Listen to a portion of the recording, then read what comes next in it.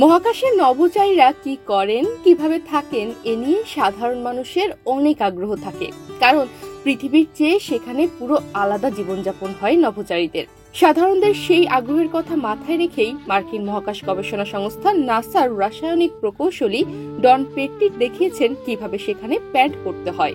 সাধারণত এক পা আগে আর এক পা পরে দিয়েই প্যান্ট পরতে হয়, তবে ডন পেট্টিটের করা একটি ভিডিওতে দেখা গেছে একসঙ্গে দুই পা দিয়ে প্যান্ট পরছেন তিনি। প্রথমে তিনি নিচে নেমে আসেন, এরপর ভাসমান প্যান্টটি ধরে সেটিতে একসঙ্গে খুব দ্রুত গতিতে দুই পা একসঙ্গে দিয়ে এটি পরে নিচ্ছেন। ভিডিওটির ক্যাপশনে তিনি শুধু লিখেছেন দুই পা একসঙ্গে। এক্সে প্রকাশিত ভিডিওটি অনেকেরই নজর কেড়েছে।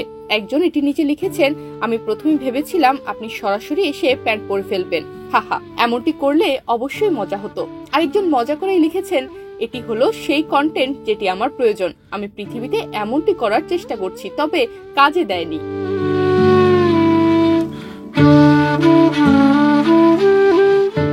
মহাকর্ষণ শক্তি কাজ না করায় মহাকাশের সবকিছুই ভাসমান থাকে। নভোচারীদের ক্ষেত্রেও ব্যতিক্রম ঘটে না।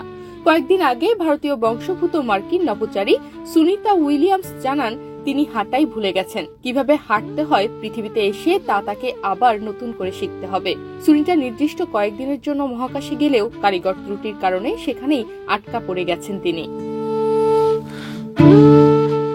তনিমা রহমান, বাংলাদেশ প্রতিদিন।